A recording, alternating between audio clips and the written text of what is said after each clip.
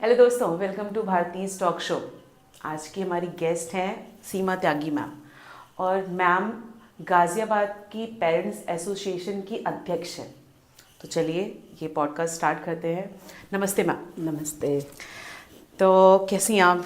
मैं बढ़िया हूँ, आप कैसे हैं? मैं भी बस बढ़िया, और आपको देख के मैं बहुत हैप्पी हूँ आज।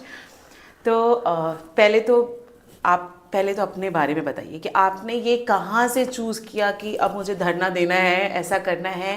ये कहाँ से आया आपके दिमाग में, और अपनी जर्नी कैसे शुरू की ये वाली? एक्चुअल में ऐसा तो नहीं सोचा कभी भी कि धरने दे के चीज़ें सॉर्ट आउट होंगी। नहीं, अपना इंडिया है ना, तो मुझे लगता है कि ये थोड़ा सा हाँ, ये भी ज़रूरी है क्योंकि ढीठ इंडिया है। हाँ, हम इतने सारे हैं तो अपनी आवाज़ सही माध्यम तक पहुँचाने के लिए ये चीज़ें भी करनी पड़ती जी हैं। जी जी। हाँ मैं सीमा त्यागी गाज़ियाबाद पेरेंट एसोसिएशन की अध्यक्ष हूँ जी। और ये एकदम से अचानक हो गया बस कि पेरेंट एसोसिएशन बनाने की ज़रूरत महसूस हुई। ओके। एक्चुअली हम एनसीआर में हम लोग रहते हैं और अधिकतर हम मिडिल क्लास के लोग कहीं ना कहीं बाहर से इधर उधर से आके सेट होते हैं। और हमारा मेन एम होता है कि हम अपने बच्चों को अच्छी एजुकेशन दिलाकर सेट कर सकें। तो इसी के साथ हम देख रहे हैं कि एनसीआर में जितने भी प्राइवेट स्कूल हैं, अब तो सारे ही देश के प्राइवेट स्कूलों की हालत ऐसी ही है कि उनकी फीस इतनी तेजी से बढ़ रही है और नए नए खर्चों के नाम पर वो पेरेंट्स को एटीएम समझने लगे हैं। बिल्कुल। तो मेरे 2 बेटे हैं, बड़े वाला बेटा अब तो पास आउट हो गया, छोटा अभी भी पढ़ रहा है। अच्छा। तो ऐसे ही एक इंसिडेंट हुआ कि स्कूल ने कुछ किया और हम स्कूल को जैसे बोला तो स्कूल ने नहीं माना। तो मेरे हस्बैंड को लगा कि नहीं भाई, हमें शिकायत करनी चाहिए इसकी। डीएम ऑफिस पहुंच गए, वहाँ देखा तो बहुत सारे पेरेंट्स थे। अच्छा। सब पेरेंट्स कुछ ना कुछ किसी ना किसी तरीके से प्राइवेट स्कूलों की शिकायत के साथ वहाँ थे। तो बस ये हुआ, क्यों नहीं हम सब लोग मिलकर एक प्लेटफॉर्म बनाएं और अपने बच्चों को सही एजुकेशन इन स्कूलों में मिल सके उसके लिए काम करें। तो बस वहीं से नींव डली कि सब लोग कलेक्टिवली इस फाइट को लड़ेंगे। और हमारा जो एसोसिएशन का मेन मकसद है वो ये है कि हम जब एक देश एक इलेक्शन की बात कर सकते हैं, एक देश एक राशन कार्ड की बात कर सकते हैं, एक देश एक टैक्स की बात कर सकते हैं, तो क्यों नहीं एक देश एक शिक्षा की बात करते हैं। ट्रू। हमारा सपना है कि मेरा कन्याकुमारी का बच्चा भी वही एनसीईआरटी किताब पढ़े और जम्मू कश्मीर का बच्चा भी वही एनसीईआरटी की किताब पढ़े। और पढ़ाई के लिए पेरेंट्स को जी तोड़ मेहनत ना करनी पड़े कि इन प्राइवेट स्कूलों की फीस भरी जाए। क्योंकि शिक्षा और स्वास्थ्य 2 ऐसी चीज़ें हैं, अगर इन दोनों की जिम्मेदारी सरकारें उठा लें तो फिर देश से भ्रष्टाचार अपने आप खत्म हो जाएगा। उसके लिए कोई एक्स्ट्रा एफर्ट्स नहीं करने पड़ेंगे। घर बंद हो जाएंगे लोगों के। अगर सुधार ना करना है तो कुछ ना कुछ तो करना पड़ेगा। बिल्कुल। क्योंकि सच्चाई यही है मेट्रोपॉलिटन सिटी की, एनसीआर की। अब तो सब जगह ये हाल है कि हस्बैंड वाइफ दोनों मिलकर कमा रहे हैं, लेकिन उस कमाई का एक बड़ा हिस्सा तो मेरे बच्चों की पढ़ाई में जा रहा है। एक हिस्सा मेरे फ्लैट की ईएमआई में जा रहा है। और अगर घर से फोन आ गया कि पिताजी को अटैक पड़ गया है तो पिताजी के जाने की चिंता के साथ साथ ये चिंता होती है कि यशोदा का बिल कैसे भरूंगा। तो बस यही सपना लेकर चल रहे हैं कि पढ़ाई और दवाई अगर सरकार जिम्मेदारी उठा ले तो फिर हमारा देश जो है ना वो विश्व गुरु बन जाएगा और हर एक भारतीय देशभक्ति के साथ अपना काम करेगा। क्या बात है। ओके, ये सुन के मुझे लग रहा है कि अभी मुझे भी कुछ करना है। ठीक है, लेकिन मैंने ये पॉडकास्ट इसीलिए शुरू किया कि बहुत सारी ऐसी चीज़ें हैं कि मैं इंडिविजुअली कुछ नहीं कर सकती। तो मेरा भी यही था फंडा कि स्टार्ट करें। बहुत सारी ऑडियंस को नहीं पता। हाँ, बहुत सारी चीज़ें नहीं पता है। बिल्कुल। तो ये एक छोटी सी कोशिश है कि वहाँ तक मैं अपनी बात पहुँचा। बिल्कुल। और आप इसमें 100% सक्सेसफुल होंगी। Thank you so much. तो आप मतलब पहली फर्म आपने वो देख के शुरू किया, इसके पहले इसका मतलब कोई फर्म ऐसी नहीं थी जहाँ पे अपनी शिकायत लेके जा सकते? नहीं, बिल्कुल ऐसा कुछ नहीं था कि जहाँ एक्चुअल में हम देखते हैं कि स्कूलों की अपनी पीटीए होती है, पेरेंट टीचर एसोसिएशन करके करते हैं। लेकिन वो सिर्फ कुछ स्कूलों में तो वो डमी बॉडी होती है। वो स्कूल की ही है। वो स्कूल की ही है। वो स्कूल की ही सुनेंगे ना, वो हमारी क्यों सुनेंगे? वो नहीं सुनेंगे हमारी। और दूसरे, क्योंकि स्कूल वाले जो हैं ऐसा नहीं है कि सभी खराब हैं।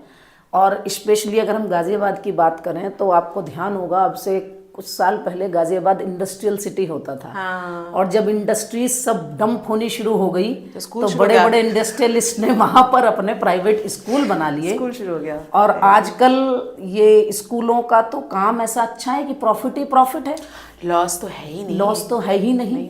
तो एजुकेशन जो है ना वो बिकने लगी, और एजुकेशन टीचर्स के हाथ से निकलकर बड़े बड़े उद्योगपतियों के हाथ में पहुंच गई, और टीचर बेचारा उनकी कठपुतली बना रह गया। तो ये एजुकेशन को जो कॉमर्शियलाइजेशन हो गया, इस कॉमर्शियलाइजेशन को खत्म करके, क्योंकि एजुकेशन तो समाज सेवा हुआ करती थी। हम देखते हैं जब हमारा देश आज़ाद हुआ तो लोगों ने अपनी ज़मीनें दी। विनोबा भावे जी ने भूदान शुरू किया था कि स्कूलों के लिए ज़मीन दी जाए। गांव में बड़े बड़े इंटर कॉलेज खुले, कलेक्टिवली एसएमसी बनी, उन लोगों ने उनकी जिम्मेदारी ली। लेकिन धीरे धीरे धीरे धीरे एजुकेशन भी एक बिजनेस हो गई है, और आजकल तो 200% प्रॉफिट वाला बिजनेस एजुकेशन ही है। Education plus medical. Plus medical, तो ये चीज़ हमें सब तरफ दिख रही है, और हम पेरेंट्स उसमें फंस के रह गए हैं।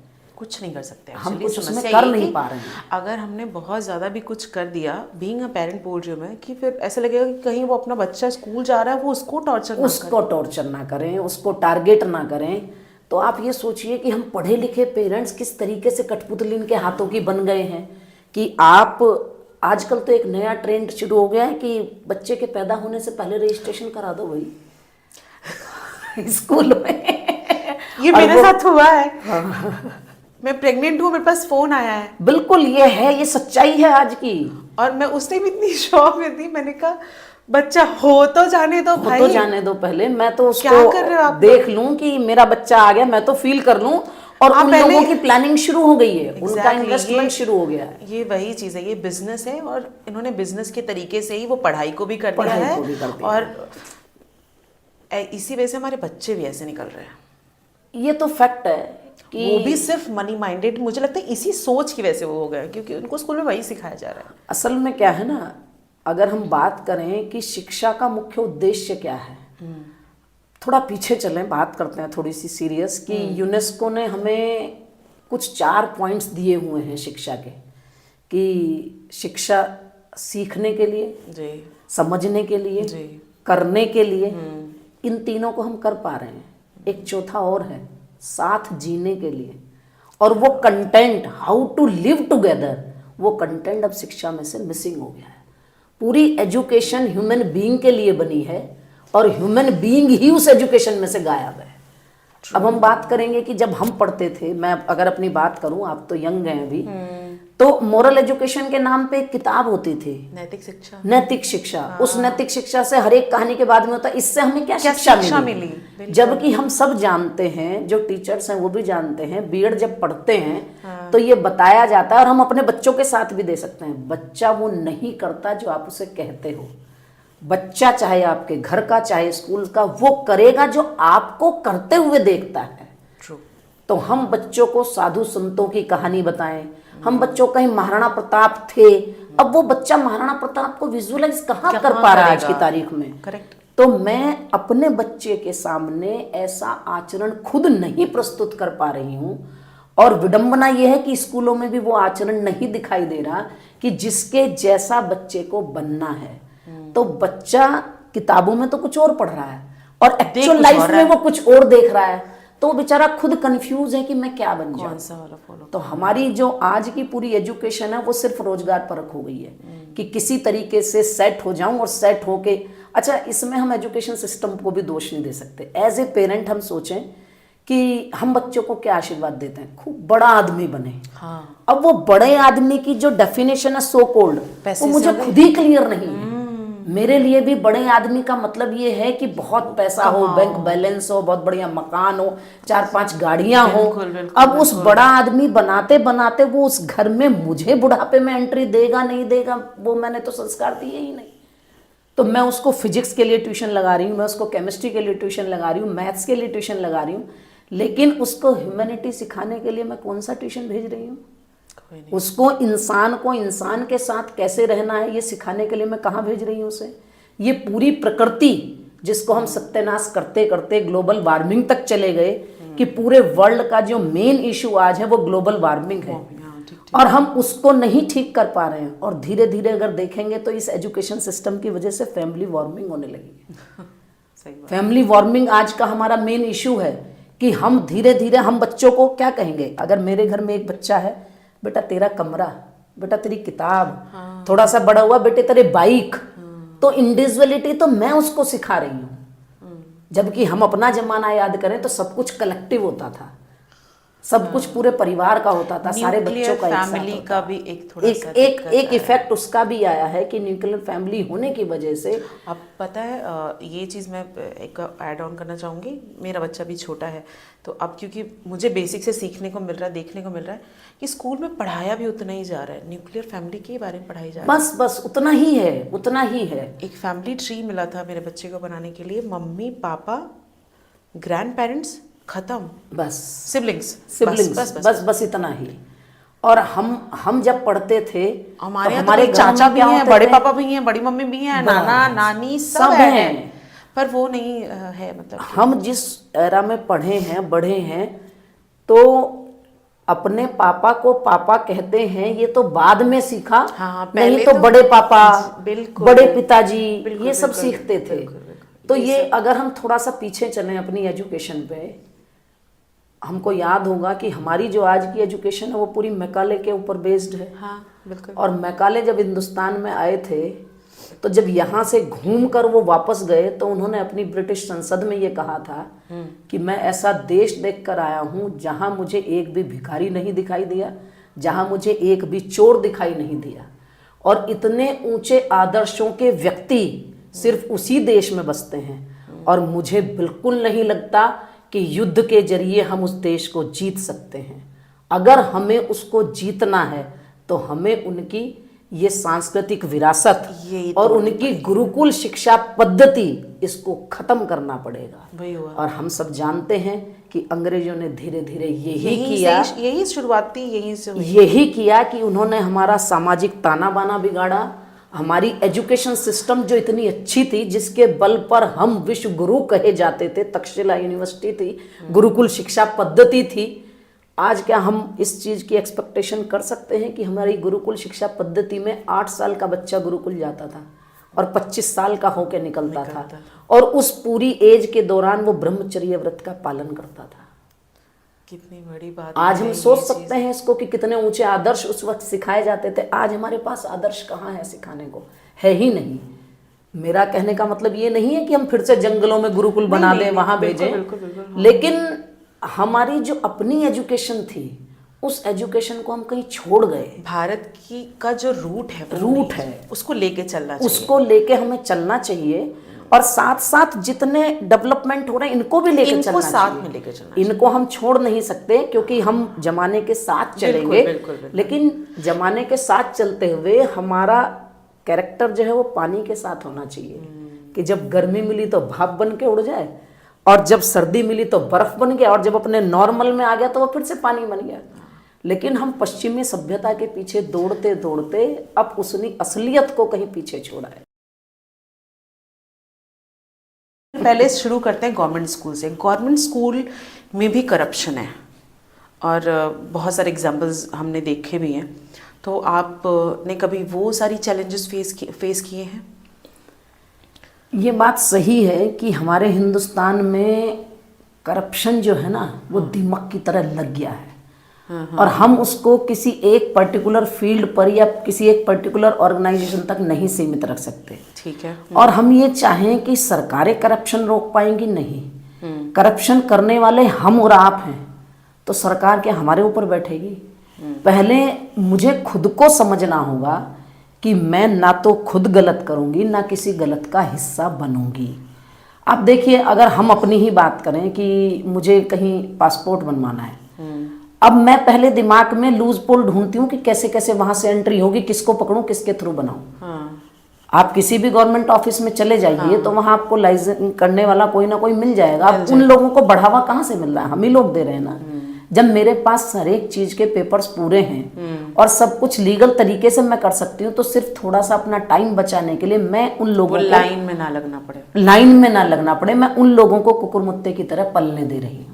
अगर मैं अपने आप कर सकूं। रही सरकारी स्कूलों की बात, कुछ तो है और कुछ दिखाया ज़्यादा जाता है, क्योंकि मुझे नहीं लगता कि, पता नहीं, हो सकता है मैं गलत हूँ, कि एजुकेशन के लिए अगर बच्चा मुझे बुलाना है तो मिड डे मील जैसी व्यवस्था रखने की क्या आवश्यकता है? अभी मैं यही बोलने खाने के बहाने बच्चा पढ़ेगा क्या? मतलब अभी भी हम अपने देश के अभिभावकों को, बच्चों को ये नहीं समझा पा रहे कि एजुकेशन कितनी जरूरी है। भूख से ज्यादा जरूरी शिक्षा है। क्या मिड डे मील इस थॉट से शुरू हुआ था कि हम बच्चे अट्रैक्ट करेंगे, या फिर इसके लिए कि भूखा ना रहे बच्चा, गरीब बच्चा जो है? एक दोनों ही चीजें आप मान सकते हैं। हम डिजिटल इंडिया में जी रहे हैं, जी। हम वर्ल्ड की 3rd इकोनॉमी बन रहे हैं, और फिर भी मेरे पास 80 करोड़ ऐसा व्यक्ति है कि जिसे मुझे राशन देना पड़ रहा है। सच्चाई यही है। सच्चाई ये है। तो जब एजुकेशन के साथ साथ एक शिक्षक के ऊपर एक्स्ट्रा चीजें ओढ़ दी जाती हैं तो फिर वो एजुकेशन देने लायक नहीं रहता। अगर हम आज भी बात करें सरकारी स्कूल की, हो सकता है व्यवस्थाएं सुधर रही हैं और सुधरने में टाइम लगेगा, लेकिन अभी भी बहुत से स्कूल ऐसे हैं कि जहां बच्चा टाट पट्टी पर बैठ रहा है। अभी भी बहुत से स्कूल ऐसे हैं मेरे कि जहाँ की छत से पानी टपक रहा है।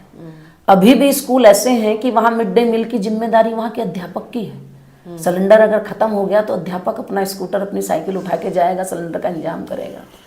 देश में इलेक्शन कराना हो तो अध्यापक चाहिए, देश में जनगणना करानी हो तो अध्यापक चाहिए, बिल्कुल। देश में पेड़ गिनवाने हैं तो अध्यापक चाहिए, गवर्नमेंट वाले। देश में अगर पशुगणना करनी है तो शायद वहां भी अध्यापक ही चाहिए।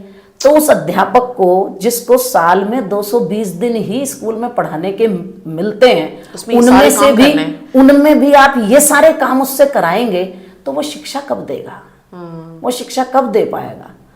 दूसरे, सरकारी स्कूलों की व्यवस्था सुधरने का सिर्फ एक तरीका मैं बताती हूँ, और मैं चाहूंगी कि आपके दर्शक इस बात को सपोर्ट करें, कि जिस दिन एक आदेश ये जारी कर देगी भारत सरकार कि जितने भी सरकारी अधिकारी हैं, लेके चपरासी से और डीएम तक, उन सब के बच्चे उस एरिया के सरकारी स्कूल में पढ़ेंगे। अच्छा, ये एक बीच आया था, क्या हुआ इसका? ये आया था और किसी शिक्षक ने ही डाला था जी। तो क्योंकि आप समझते हैं ना, जैसे हमारी संसद में होता है कि सांसदों की अगर सैलरी बढ़नी है तो विपक्ष पक्ष सब मेज बजा के एक दूसरे का समर्थन करके सब बढ़ा लेते हैं। तो ऐसी चीजें जब आती हैं तो उनको बाईपास कर दिया जाता है। तो अगर, मुझे लगता है हमारी आज की जो सरकार है उसमें ये इच्छा शक्ति है, वो कर सकते हैं ऐसा। कम से कम मेरे उत्तर प्रदेश सरकार कर सकती है। मेरे उत्तर प्रदेश में तो मुझे उम्मीद बनती है, जैसे लोग उम्मीद इसी सरकार से कर सकते हैं कि ऐसा कुछ चेंज ला देंगे, ऐसा आदेश पारित हो जाए कि अगर गाजियाबाद की मैं बात करूं कि गाजियाबाद के डीएम का बच्चा, गाजियाबाद के बीएसए का बच्चा, गाजियाबाद के कम से कम एजुकेशन विभाग में जो अधिकारी हैं, उन सबके बच्चे उन सरकारी स्कूलों में पढ़ेंगे। तो आप सोच के देखिए कि जब एक रिक्शा वाले का बच्चा और एक डीएम का बच्चा एक ही क्लास में पढ़ेगा तो वो स्कूल अपने आप सुधर जाएगा। उस स्कूल में पानी की व्यवस्था की दिक्कत नहीं होगी, और जो शिक्षक खड़ा है वो भी पढ़ाएगा क्योंकि उसको पता है यहाँ क्लास में डीएम का बच्चा भी बैठा है। तो सरकारी स्कूलों की व्यवस्था सुधारने के लिए कुछ ना कुछ हार्ड स्टेप उठाने पड़ेंगे। हम सिर्फ इसमें लगे रहें कि बर्तन बांट दें, हम सिर्फ इसमें लगे रहें कि मिड डे मील बांट दें, हम फ्री किताबें भी दे रहे हैं, हम यूनिफॉर्म का पैसा भी दे रहे हैं, हम और स्कॉलरशिप भी दे रहे हैं, लेकिन फिर भी, मुझे आपका नहीं पता भारती जी, लेकिन मैं अपना कह सकती हूँ कि मैं तो सरकारी स्कूल से ही पढ़ी हूँ, और मुझे ऐसा लगता है कि उत्तर प्रदेश में सरकारी स्कूलों की व्यवस्था तब खराब हुई जब एक सरकार ने शिक्षा मित्रों की एंट्री कर दी।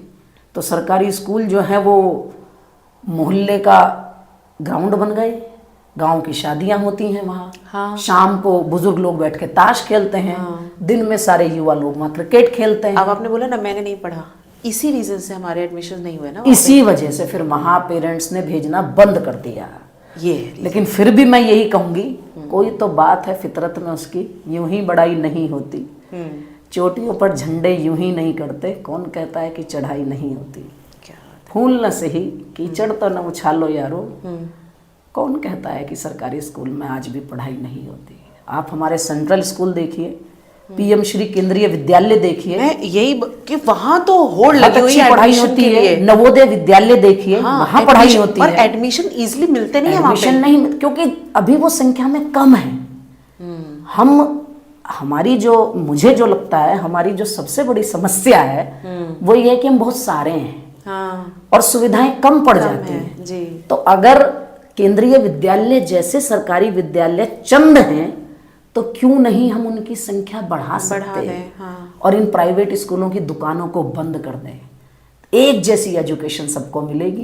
पर क्योंकि आप तो हो सिस्टम में हो, तो ये बंद करने वाली जो बात है ये कुछ लोग को चुभेगी कि हाँ। फंडिंग भी तो मुझे लगता है जाती है। बस प्रॉब्लम ये है ना कि देखिए होता क्या है कि चीजें चैनलाइज होती हैं।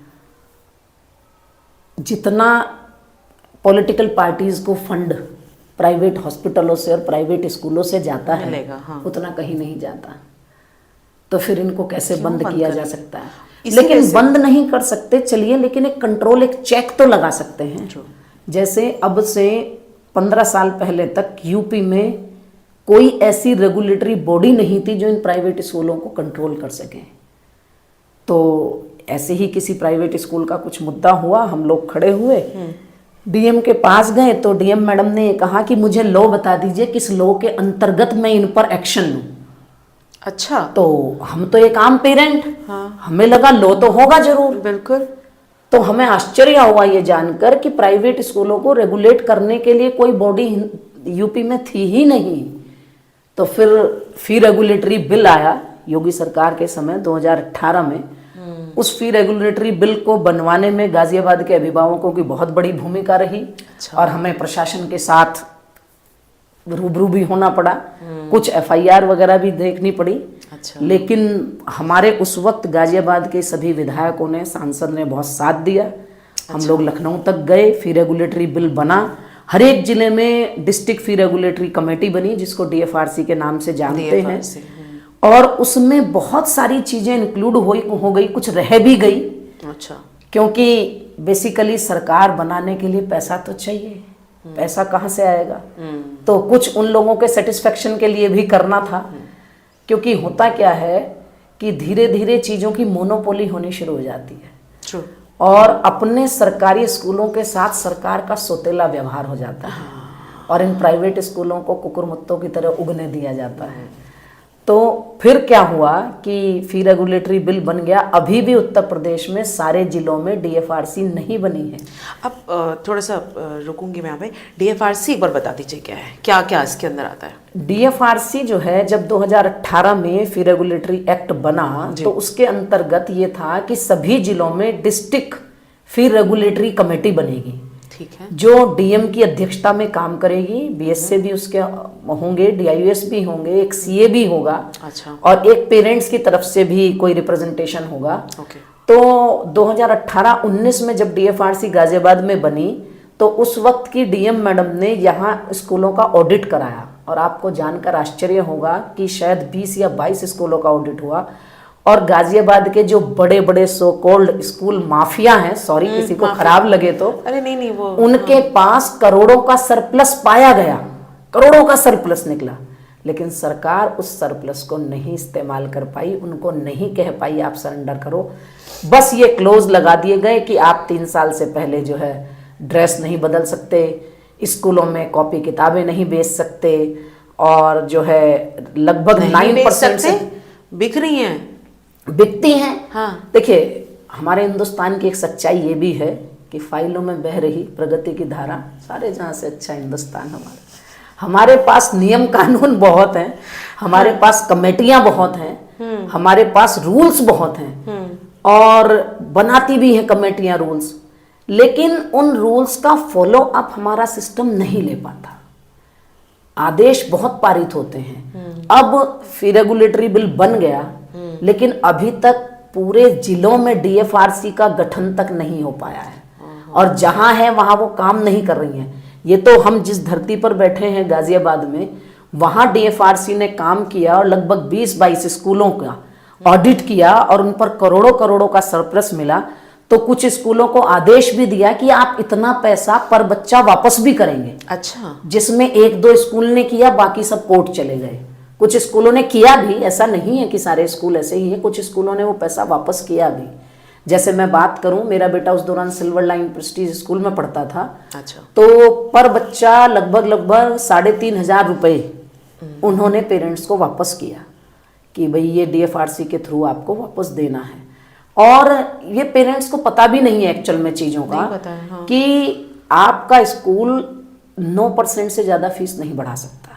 9%? उस 9% में 5% प्लस CPI इंडेक्स जो आता है, CPI इंडेक्स लगभग 4-4.5% इतना ही रहता है। तो इससे ज़्यादा स्कूल फीस नहीं बढ़ा सकता, और फीस बढ़ाने से पहले DFRC की परमिशन लेनी होगी। स्कूल अपने प्रीमाइसिस में कॉपी किताबें यूनिफॉर्म नहीं बेच सकता, लेकिन हम पेरेंट जागरूक नहीं हैं।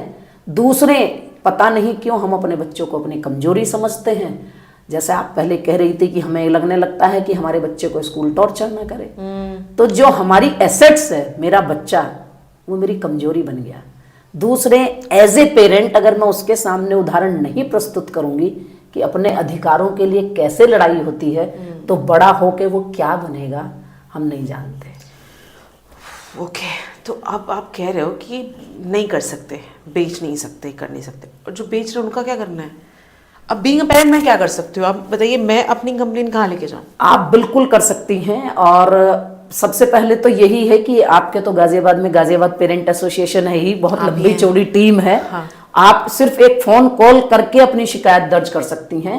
नहीं तो आपके पास अपना लैपटॉप है, फोन है, आप सीधा मेल कीजिए, DFRC को मेल कीजिए, DM को मेल कीजिए, सीधा आप मेल कीजिए, आप शिकायत डालिए कि भाई स्कूल ये इलीगल कर रहा है। ये इलीगल है? मतलब ये इलीगल है, इलीगल स्कूलों में किताबें कॉपी बेचना इलीगल है, यूनिफॉर्म, ये सब इलीगल है। स्कूल की एक्टिविटी सिर्फ पढ़ाना है, स्कूल की एक्टिविटी एजुकेशन देना है। लेकिन स्कूलों ने कर क्या लिया कि भाई अब स्कूल भी तो फैमिली बिजनेस हो गए हैं ना। हाँ। कि फैमिली के 2 बेटे जो हैं वो स्कूल खोल रहे हैं, एक बेटे को जो है ड्रेस की दुकान खुलवा दी, एक बेटे को शूज का शोरूम खुलवा दिया, एक को बैग बोतल सब खरीदवा दिया, तो पूरा फैमिली बिजनेस चलेगा ना। कि वहां से फला दुकान से ले लें, फला दुकान से ले लें, फला दुकान से ले लें, नहीं तो हम दे रहे हैं। एक चीज़ और है, ये जो कॉपी आती हैं, टेक्स्ट बुक, नोटबुक, जो भी है सब कुछ, एक अपना ना प्रमोशन के लिए मुझे लगता है इन लोगों ने अपनी अपनी अलग अलग बना रखी है। XYZ school this. अब वो कॉपी खत्म हो गई आपकी, अब आपको कहाँ से लेना है? क्योंकि वो मिलेगा नहीं ना, वो मिलेगा नहीं कहीं। तो हम, और हमारे टाइम में वो नॉर्मल कॉपी आती थी भाई, कहीं से भी खरीद लो। और दूसरे एक चीज और आप देखेंगे, जो आप अपने आप मार्केट से बुक कॉपी खरीद कर लाएंगी, 100 रुपए की उसकी थिकनेस कुछ और होगी, और जो स्कूल देगा उसका फ्रंट कवर बहुत अच्छा होगा, बहुत अच्छे से लोगो बना होगा, स्कूल का नाम होगा, बच्चा खुश होगा उसको देख के, और उसकी थिकनेस इतनी सी रह जाएगी। तो हमें जागरूक होने की आवश्यकता है। देखिए, कोई भी अभिभावक है, चाहे आप हैं चाहे मैं हूँ, बड़ी गाढ़ी कमाई का पैसा है, बड़ी मेहनत का पैसा है बहुत। और हम तो बड़े बड़े घरों से छोटों में आ गए, और ये स्कूल जो 2-2 कमरों से शुरू हुए थे, ये शहर में 3-3, 4-4 ब्रांच खोल के बैठ गए। और इससे भी अगर हम आगे चलें कि CBSE से एफिलिएशन ले लिया और प्रदेश सरकार से NOC ले ली। एक और गजब की बात आपको बताती हूँ, जो आपके व्यूअर्स तक भी पहुँचे, कि जब भी कोई स्कूल अगर खोलना है किसी को, तो वो राज्य सरकार से NOC लेनी होती है, नो ऑब्जेक्शन सर्टिफिकेट। ठीक है, हाँ। और राज्य सरकार की उसमें शर्तें होती हैं कुछ, कि आप जो है अपने जिस एरिया में स्कूल खोल रहे हैं, उस एरिया के 25%, अपने स्कूल के 25% बच्चों के एडमिशन राइट टू एजुकेशन के तहत, जो 2010 में बना था, उन गरीब बच्चों को एडमिशन देंगे। ये उसमें क्लोज होता है। लेकिन उस एरिया के, ठीक है, जैसे ये ग्रेटर नोएडा है, जैसे ये ग्रेटर नोएडा है, यहाँ का पर्टिकुलर कोई स्कूल है, ठीक है, किसी उस लोकेलिटी में, उस वार्ड में, तो उस वार्ड के 25% बच्चों को आप RTE के थ्रू एडमिशन देंगे। कौन से 25%? जो वीकर सेक्शन में आएंगे, जो अब तो ये सब कुछ ऑनलाइन है, BS से इसके करता धरता है सब, और बीएस से ऑफिस से ही ये ऑनलाइन होते हैं। जैसे, और आप भी इसके लिए जागरूक कर सकती हैं। आपके घर की मेड है, आपका प्रेस करने वाला है, आपका दूध वाला है, उनके बच्चों को वो भी चाहते हैं कि उनके बच्चे भी हमारे बच्चों जैसे स्कूल में पढ़े, तो उनको राइट टू एजुकेशन के तहत 25% एडमिशन देने होते हैं। और फीस उनकी तो सरकार के जिम्मे है, वो तो सरकार उनको पे करती है स्कूल को, उनका सरकार पे करती है। और आपके गाजियाबाद में पिछले साल पूरे प्रदेश में सबसे ज्यादा आरटीई के एडमिशन गाजियाबाद प्रशासन की और गाजियाबाद पेरेंट एसोसिएशन की वजह से सबसे ज्यादा एडमिशन गाजियाबाद में हुए हैं। अभी लेटेस्ट मैं आपको बताती हूँ, इस सेशन ये आप लोगों ने कराया? बस सारी टीम मिलके करती है, मतलब प्रशासन साथ करता है। कुछ जागरूक पेरेंट्स हो जाते हैं कि जो खड़े होते हैं साथ में, हाथ से हाथ मिला के।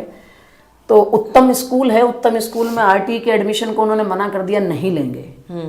पेरेंट का फोन आया। अब देखिए, छोटी छोटी बच्चियां वो भी चाहती हैं कि हम इस स्कूल में पढ़ें। बिल्कुल बिल्कुल। तो उसके लिए एसोसिएशन को प्रोटेस्ट करना पड़ा, प्रशासन ने साथ दिया। अल्टीमेटली 6-7 दिन वहाँ प्रोटेस्ट करने के बाद वो पेरेंट्स बेचारे, वो माएँ, मुझे कभी कभी सिहरन होती है कि एक मम्मी तो ऐसी थी उनमें कि उसका एक छोटा बच्चा, और वो बच्ची 6 साल की जिसका उसमें नाम आया हुआ है, और उस छोटे बच्चे को फीवर हो रहा है, लेकिन वो दिन रात वहाँ बैठी रही कि मुझे अपनी बच्ची को एडमिशन कराना है जब मुझे ये राइट मिला है। पेरेंट्स कहते हैं जब राइट टू एजुकेशन दिया है सरकार ने, तो सरकार इस बात की भी जिम्मेदारी अपने अधिकारियों को दे कि तुम्हारे एरिया में जितने आरटी के एडमिशन है, अगर आप वो नहीं करा पाते हो तो आपको कुछ ना कुछ पेनल्टी वश जरूर करना पड़ेगा। क्योंकि कोई भी अधिकारी है, मेरे और आपके टैक्स के पैसे से ही तो उसकी तनख्वाह जा रही है, लेकिन अधिकारी भी इस चीज को नहीं समझते और उनका बस भी बेचारी गरीब जनता पर चलता है। और मुझे क्या लगता है कि जो पेरेंट्स हैं, जैसे स्कूल है, बड़ा स्कूल है, अब इसके कुछ ट्रस्टी होंगे, जो लोग भी होंगे, मुझे लगता है इनका भी प्रेशर होता है कि आप ऐसे लोगों को स्कूल में नहीं डाल सकते, हमारे बच्चों के साथ ये बच्चे नहीं बैठेंगे। बिल्कुल, बहुत बड़ा प्रॉब्लम ये भी होगा। हमारी जो है ना सामाजिक ताना बाना कैसे बिगड़ रहा है। मैं क्यों बोल रही हूँ, मेरा एक छोटा सा इंस्टीट्यूट है डांस का, लोगों को नहीं पसंद आता। जैसे मेरा बड़ा मन करता है कि जो नहीं कर सकते, मैंने 2-3 बार कोशिश भी की कि जो मेरी मेड है उनके बच्चे को सिखाने का करके, पर पेरेंट्स को, मुझे हमेशा लगता है कि अगर पेरेंट को पता चला ना कि ऐसे होगा, तो उनको सबसे पहले ऑब्जेक्शन हो कि आप सेम क्लास में ये नहीं कर सकते, तो मुझे जब भी करना है तो मुझे अलग से करना है, उनको सिखाना पड़ेगा। पर कभी अलाउ नहीं करेंगे पेरेंट्स कि आप मेरे बच्चे के साथ इस बच्चे को एडमिशन ले लीजिए। अब अगर मेरी इतनी छोटी सी फर्म है, अगर मैं फेस कर रही हूँ, तो अब ये देखिए कि हम बातें बहुत बड़ी बड़ी करते हैं, सामाजिक समरसता की बात हम करते हैं, हम शबरी को भी पूजते हैं। हाँ, जिसके झूठे बेर रामचंद्र जी खा गए थे। पर वही वाली बात है ना कि ये रामचंद्र जी ने खाया। हम रामचंद्र जी को आदर्श मानते हैं, हाँ, लेकिन क्या उनके चरित्र का तिनका भर भी हम अपने अंदर ला पा रहे हैं? नहीं। तो हमें पहले सामाजिक ताने बाने को सुधारना होगा, हमें पहले समाज को सुधारना होगा। और देखिए, आप लेकर चलिए परिवार, पहले मैं अपने परिवार में ठीक कर लूं सब कुछ। ठीक बात। परिवार ठीक हो जाएंगे तो 10-15 परिवारों से मिलके एक मोहल्ला ठीक हो जाएगा। मोहल्ला ठीक हो जाएगा तो एक शहर ठीक हो जाएगा। शहर ठीक हो जाएगा तो एक डिस्ट्रिक्ट ठीक होगा, और धीरे धीरे जो हमने सपना देखा है वसुधैव कुटुंबकम का, वो ठीक हो जाएगा। तो मुझे पहले अपने से ये चीज चेंज करनी पड़ेगी कि मैं अपने बच्चे को जो खाना दे रही हूँ, अगर मेरी मेड के साथ बच्चा है, मैं उसी के साथ बैठा के उसको भी वही खाना सेम टेबल पर बैठ के खिला पाती हूँ या नहीं। पहले तो अपने आप को चेक करिए, अपने आप को चेक करिए। ट्रू। सबसे बड़ा बदलाव और सबसे बड़ी देश सेवा से है। ये पश्चिमी सभ्यता जब आई अपने भारत में, कुछ तो दोष तभी से ही आई है। मुझे ऐसा लगता है कि नहीं, आपकी बात बिल्कुल सही है, लेकिन हर वक्त अगर हम दोष बाहर ही ढूंढेंगे तो बदल नहीं पाएंगे। हम अपनी मानसिकता को भी देखें कि हमारी वही पीढ़ियों दर पीढ़ियों खून में वही बसा चला रहा, देख रहे हैं। हाँ। वही चीज उसमें आ गई ना कि ये लोअर कास्ट है। गांव में तो अभी भी आप नहीं मानोगे, अभी भी वो सब चीजें चलती हैं।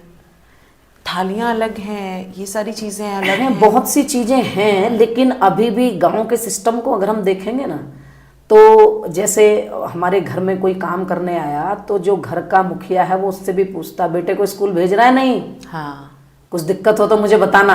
हाँ हाँ, जिम्मेदारी है अभी, है ली हुई है, हाँ। जिम्मेदारी ली हुई है कि हाँ उस जिम्मेदारी को हम देख सकें।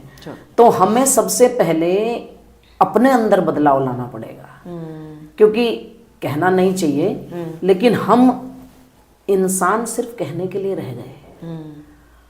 हम जो हैं वो जीव चेतना में जी रहे हैं, हम मानव चेतना में नहीं जी रहे, जिसको अगर थोड़ा सा और डीपली समझने की कोशिश करें कि हम सिर्फ सो रहे हैं, खा रहे हैं, अपना पेट पालने के लिए कमा रहे हैं, अपने बच्चों का पेट भरने के लिए कमा रहे हैं। इससे ज्यादा कुछ नहीं। भगवान ने इस धरती पर जन्म दिया है, हर एक व्यक्ति अपनी एक यूनिकनेस लिए हुए है। इस समाज को, इस धरती को क्या देकर जाओगे? सिर्फ ले ही ले रहे हो। और ये अवेयरनेस नहीं है, और ये कॉन्शियसनेस बिल्कुल कहीं पे भी डॉट नहीं है, डॉट नहीं है कि आप उन्हें लग रहा है बस यही जीवन है।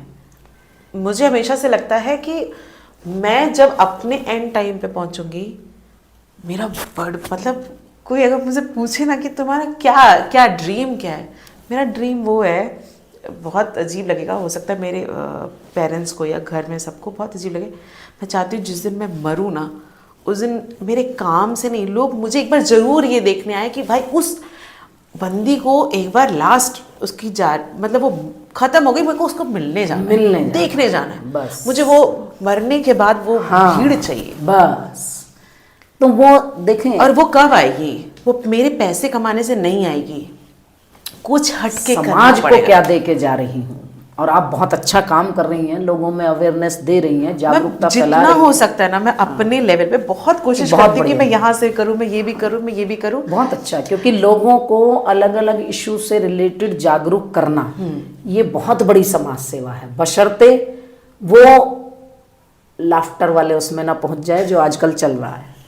तो ये बहुत जरूरी है कि लोगों को अपने राइट्स के बारे में पता हो, अपनी जिम्मेदारियों का एहसास हो। और आपने ये आज बहुत अच्छी चीज पकड़ी कि हम एजुकेशन पे बात कर रहे हैं, लोगों को कितनी चीजें पता लगेंगी। जैसे बहुत सारी चीजें अभी नहीं पता थी हमें। हाँ, तो वो चीजें जितना भी हम नॉलेज रखते हैं, जितना हम दे सकते हैं तो उतना दें।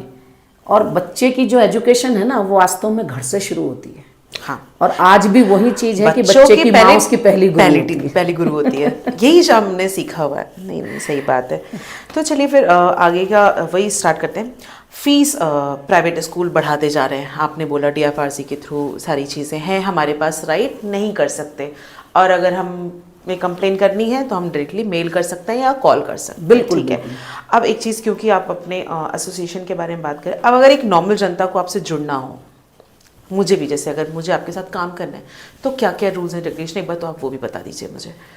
देखिए, हम जो हैं एक सामाजिक संस्था है, ठीक है, और हमारे साथ क्रांतिकारी लोग जुड़े हुए हैं। कभी कभी मुझे अपने सब साथियों को देख के लगता है, आपको एक अच्छी सी बात शेयर करूंगी कि हमारी जो अपनी एसोसिएशन है वो एक बड़ा पूरा परिवार है।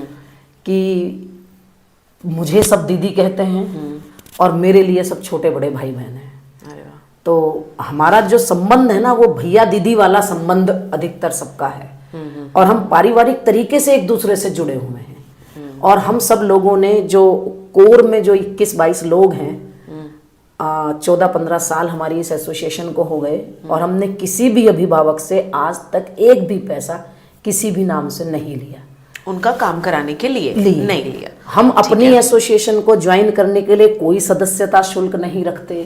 ठीक है। हमारा कोई भी पेरेंट्स, कोई भी अभिभावक हमारे साथ जुड़ सकता है। बस उसके लिए कंडीशन सिर्फ ये है कि वो ईमानदार हो, सबसे बड़ी बात है, और देशभक्त हो। क्योंकि आजकल हमें ऐसे हिंदुस्तानियों की जरूरत नहीं है जो देश के लिए मर मिट सके।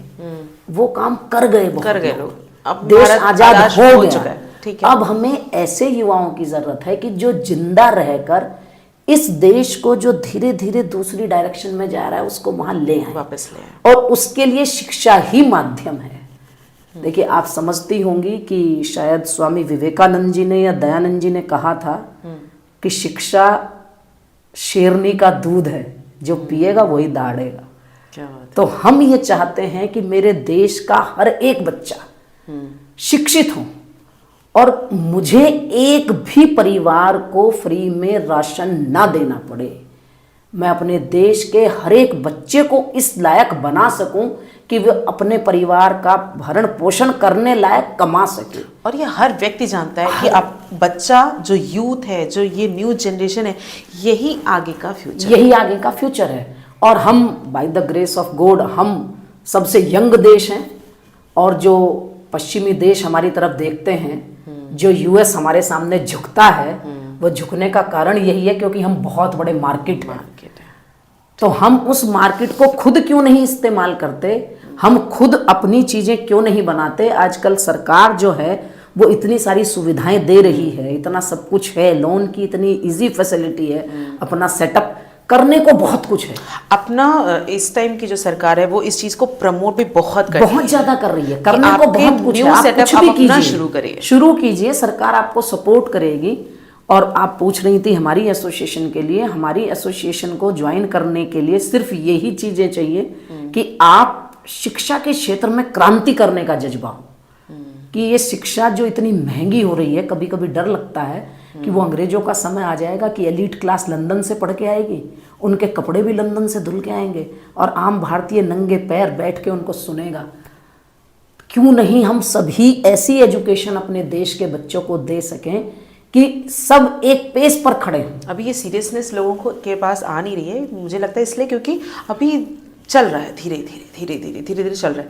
और जिस दिन ये पीक पे आ जाएगा, फिर उस दिन असल में जब तक हम लोग अपनी छोटी मानसिकता से ऊपर नहीं उठेंगे, जब तक हम लोग मंदिर, मस्जिद, जाति पाति, बड़े छोटे, इन सब चीजों से नहीं निकलेंगे, हम उलझ के रह गए, हम इसमें उलझ के रह गए, दूसरा सब कुछ भूल गए हैं। हम शिक्षा की तरफ हम ध्यान नहीं दे रहे, जबकि एक टाइम ऐसा था कि हम विश्व गुरु कहलाते थे अपनी तक्षशिला यूनिवर्सिटी की वजह से, अपनी गुरुकुल शिक्षा पद्धति की वजह से। धीरे धीरे नकल करते करते जो अंग्रेज बीज बो गए हमारे देश में, यही बो के गए थे, वो यही बो कर गए थे कि इनकी संस्कृति को, इनकी शिक्षा को खत्म कर दो तो हम ऐसे काले अंग्रेज पैदा कर देंगे कि जो चमड़ी से भारतीय होंगे लेकिन मानसिकता से अंग्रेज। वो सक्सेसफुल रहे हैं, वैसी बात और नहीं। वो और अब हमें, क्योंकि अब हमें माहौल मिल रहा है, अब हमारे पास ऐसी सरकार है कि जो इस सांस्कृतिक विरासत को आगे बढ़ाने में मदद कर सकती है। तो मैं थोड़ा सा सिर्फ ये चाहती हूँ कि जो अलग अलग माइनॉरिटीज़ के नाम पे जो स्कूल खुल गए हैं और जो हमारी यंग जनरेशन को, जिसको हम एज ए पेरेंट नहीं समझ पा रहे हैं, हमारे अंदर बहुत क्रेज है कि हम चाहते हैं मेरा बच्चा जो है सेंट मैरीज में पढ़े, मेरा बच्चा सेंट पॉल्स में पढ़े, मेरा बच्चा सिल्वर बेल्स में पढ़े, कि ये जो क्रिश्चियन माइनॉरिटी के नाम पे हो सकता है ऑब्जेक्शन हो इस बात को जो मैं कह रही हूँ, लेकिन सोचने के लिए एक चीज़ डाल रही हूँ आपके व्यूअर्स के अंदर भी, कि मैं अपने कल्चर से बच्चे को दूर कर रही हूँ। मेरा यही रीज़न था अपने बच्चे को उस स्कूल में नहीं एडमिशन कराना। हम अपने बच्चों को खाना खाने से पहले भोजन मंत्र कराते थे।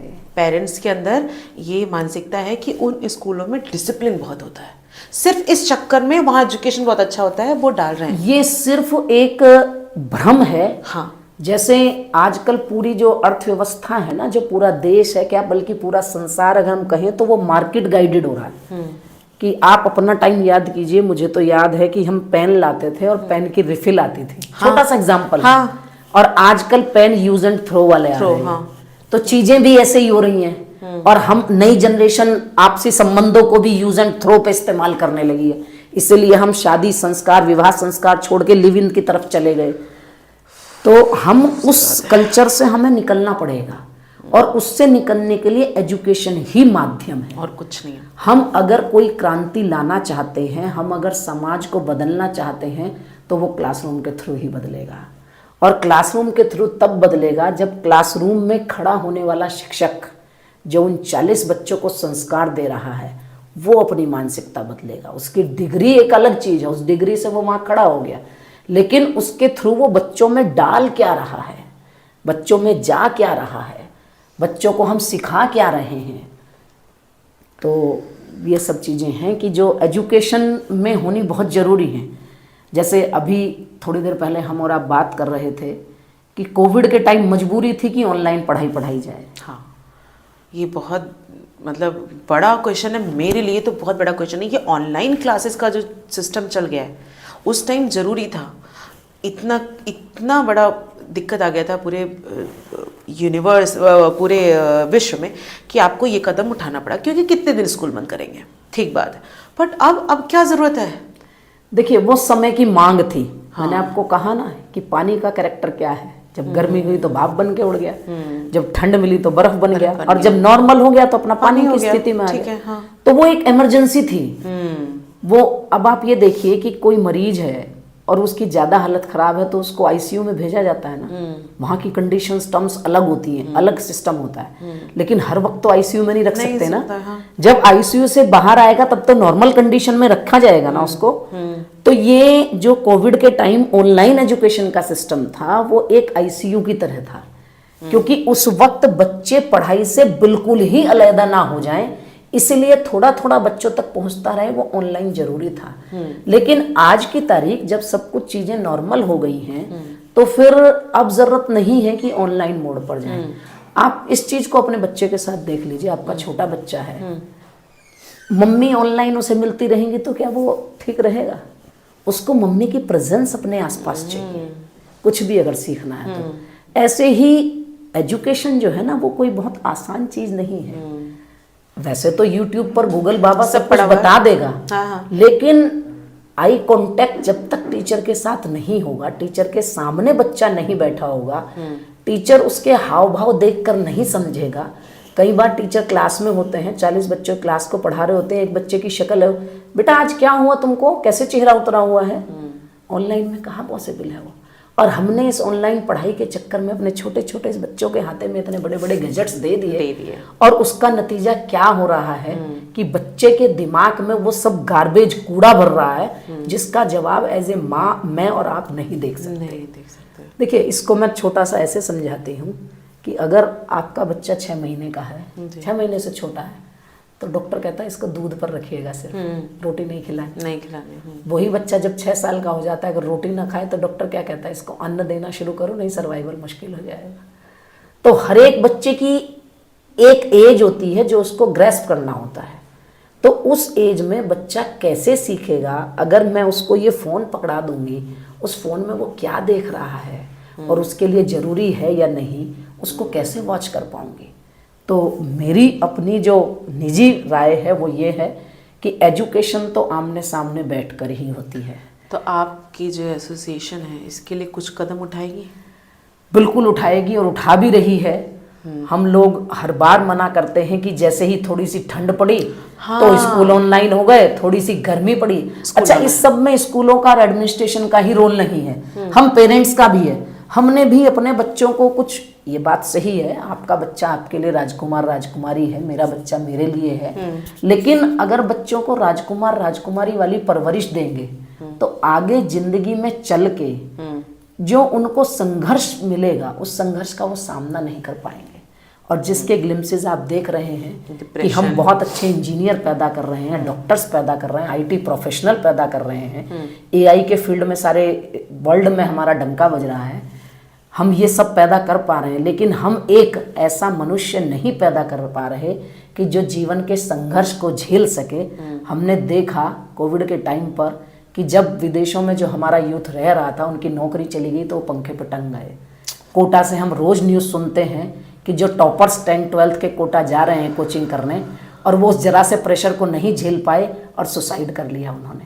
बहुत छोटे तो छोटे जीवन बच्चे भी कर रहे हैं। आने वाले संघर्ष को झेलना अगर एजुकेशन नहीं सिखा पा रही है तो फिर ऐसी एजुकेशन का फायदा क्या है?